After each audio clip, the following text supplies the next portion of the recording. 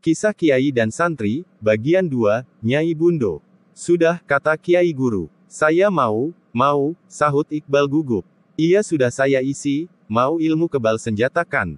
Iqbal manggut, aku yang waktu itu membereskan gelas minuman, juga ikut heran, apalagi Iqbal. Karena memang Kiai Guru belum menyentuh Iqbal sama sekali. Melihat Iqbal ragu, Kiai Guru segera memanggil Kunto, santri dari Sumatera yang tubuhnya gempal. Setelah Kunto menghadap, Kunto, ambil golok, kau tes si Iqbal ini, kata Kiai Guru tenang. Iqbal pucat, kulihat keringat dingin membasahi jidatnya, tubuhnya gemetar, aku tak berani membayangkan apa yang dipikirkan Iqbal, mungkin dia menyesali telah datang ke sini, atau mungkin membayangkan kulitnya sobek sampai ke tulangnya kelihatan memutih lalu darah mengucur dari lukanya, lalu tubuhnya ambruk mati. Kunto telah datang membawa golok, semua santri memiliki golok, senjata khas yang dipakai santri untuk mengambil kayu bakar di lereng gunung.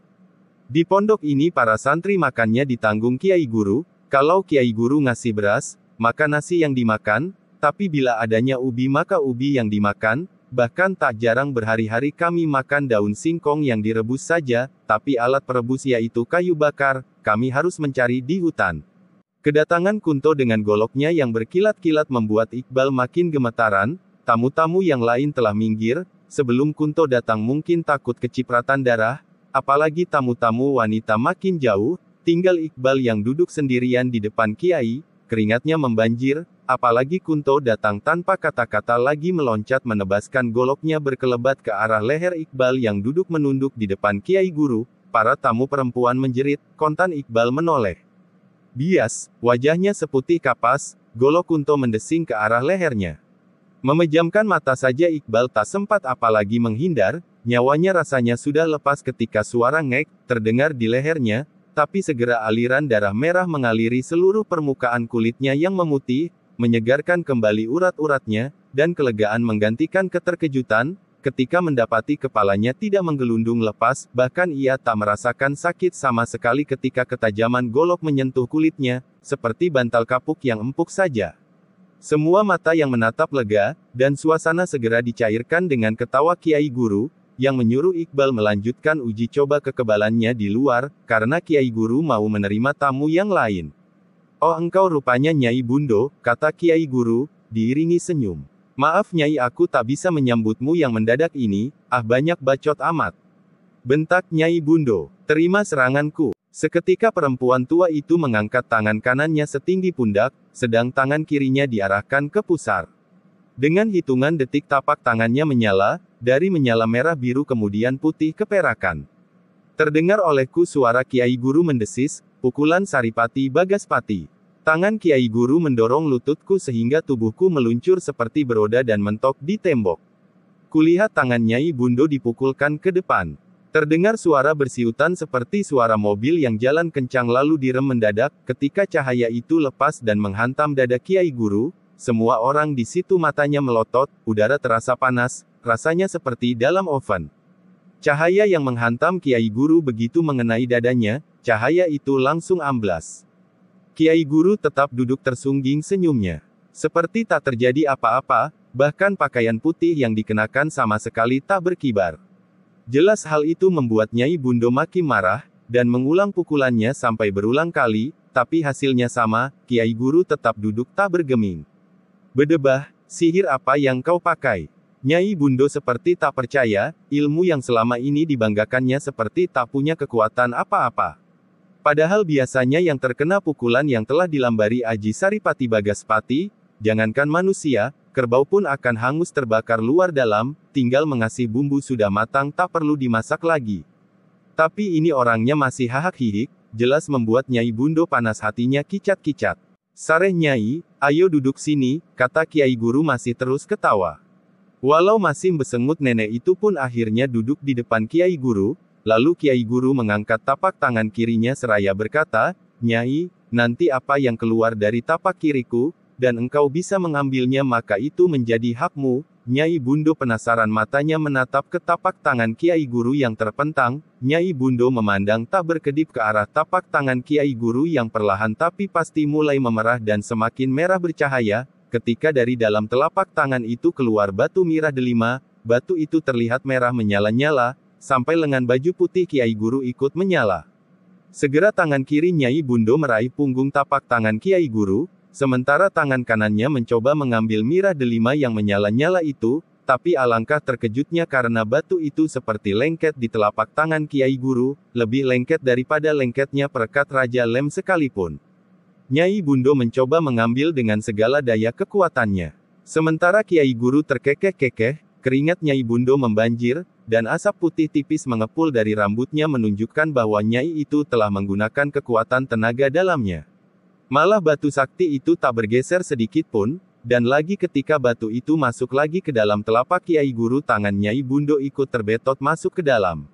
Sontak Nyai Bundo membetot tangannya, setelah batu itu lenyap. Itu mungkin bukan rizkimu Nyai, mungkin yang ini rizkimu. Lagi-lagi dari dalam tapak tangan Kiai Guru yang terbentang, perlahan muncul gagang keris berukir burung Garuda. Keris itu perlahan keluar dari tangan Kiai Guru yang sama sekali tak berlubang apalagi berdarah.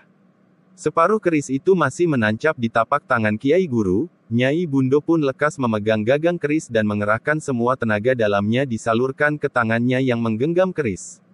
Dengan mudahnya keris itu dicabut. Serit, seperti mencabut rambut dari adonan roti. Ketika keris telah tercabut, betapa Nyai Bundo matanya melotot terkejut. Dia benar-benar mengenali keris yang sekarang ada di genggamannya. Segera ia bersujud mohon ampun dan menyembah-nyembah ke Kiai Guru. Kiai Guru cuma terkekeh-kekeh sambil membelai rambut putih perempuan tua yang sedang bersujud. Lalu Kiai Guru menyuruh Nyai Bundo duduk dengan tenang. Dan Kiai Guru mengajakku dan yang ada di situ sholat berjamaah karena memang waktu maghrib tinggal sedikit. Setelah sholat selesai dan zikir setelah sholat, Kiai Guru segera menemui Nyai Bundo yang masih duduk sambil tangannya masih memegang keris dan tak ikut menjalankan sholat karena memang Nyai Bundo bukan orang Islam. Ketika Kiai Guru duduk di depannya, Nyai itu segera meraih tangan Kiai Guru menyalaminya, membungkuk dan meletakkan tangan Kiai Guru di jidatnya. Maafkan aku Guru, yang bodoh ini, tak tahu tingginya gunung di depan mata, bimbinglah aku Guru. Suara Nyai Bundo mengiba, tak seperti pada saat kedatangannya, yang menantang-nantang. Nyai, dari mana engkau tahu akan diriku? Tanya Kiai Guru. Lalu Nyai Bundo menceritakan, Nyai Bundo adalah orang Kalimantan pedalaman, dia murid seorang sakti bernama Wong Agung Sahlunto, ketika gurunya itu moksa di depannya. Sebelum moksa gurunya itu berpesan, sambil mengacungkan keris yang sekarang ini ada di genggamannya, lalu katanya, muridku, kalau kau nanti menemukan orang yang memegang keris ini, maka tunduklah padanya, ikuti ajarannya dan masuk agamanya. Setelah berkata seperti itu, Wong Agung itu sirna beserta kerisnya. Bertahun-tahun berlalu namun Nyai Bundo tak menemukan keris yang dipegang gurunya di tangan orang lain. Dia mencari ke segala penjuru, namun tetap tak menemukan. Dalam pencariannya itu Nyai bertemu dua orang pertapa sakti dari orang Dayak, namanya Luh Bajul dan Luh Landak, dan mereka bertiga mengikat persaudaraan. Pada waktu terjadi kerusuhan sampit, Luh Bajul dan Luh Landak mengamuk, membunuhi orang Madura. Sepak terjang dua orang sakti ini begitu menakutkan, tak jarang seorang bayi yang digendong ibunya, tanpa ketahuan sang ibu, telah kehilangan kepalanya. Sungguh gerakan dua orang ini tak diketahui, sehingga banyak korban binasa di tangan dingin mereka. Di suatu senja, Luh Bajul dan Luh Landak tengah mengaso di tepi hutan. Setelah selesai menumpas habis dua keluarga, mereka berdua tengah duduk-duduk santai di bawah pohon randu alas.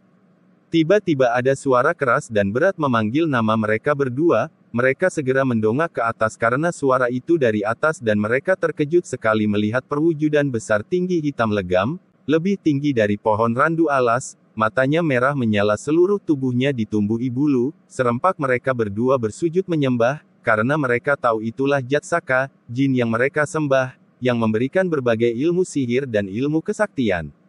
Kata jin itu dengan suaranya yang membuat bumi yang dipijak kedua orang itu bergetar, jebleng. Jebleng, celaka, celaka, sang raja akan datang ke sini, kalian sambutlah dia, dan ikuti apa yang dikatakannya. Sebelum dia marah dan menghancurkan bangsaku, maka aku akan membinasakan kalian berdua. Setelah menemui sang raja itu, kedua pertapa Dayak itu menceritakan pada Nyai Bundo, perempuan itu yang tak ada hubungan dengan Jatsaka tanpa takut. Dengan petunjuk dari Luh Bajul dan Luh Landak segera mencari keberadaan sang raja. Aku jadi ingat pada satu malam setelah wirid malam aku tertidur pulas dalam tidur aku bermimpi Kiai Guru mengajakku, "Mas Ian ayo temani aku jalan-jalan," begitu kata Kiai Guru, lalu Kiai Guru menggandengku. Tubuhku terasa ringan seperti kapas, melayang cepat laksana kilat, melintasi pohon melewati gunung, melayang seperti Superman dalam film, melintasi laut menuju pulau, perjalanan begitu cepat. Lalu tubuh kami melayang sebatas pinggang, nampak olehku dua orang duduk bersimpuh, menyembah-nyembah. "Ampun Raja, apa yang Paduka inginkan? Aku hanya ingin kalian hentikan membunuh orang," kata Kiai Guru masih memegang pergelangan tanganku. "Baik Paduka, kalau boleh tahu siapa gerangan Paduka?" "Aku Kiai penguasa lereng gunung." Setelah berkata itu maka Kiai Guru pun segera menarik tanganku kembali, melesat cepat, dan aku terbangun. Hari sudah pagi. Kejadian malam itu aku menganggapnya hanya mimpi saja, ternyata kini aku tahu bahwa itu nyata, apalagi setelah menguasai ilmu raga sukma. Melepas sukma itu adalah hal yang biasa saja, terbang kemana saja sekehendak kita, bersambung bagian 3.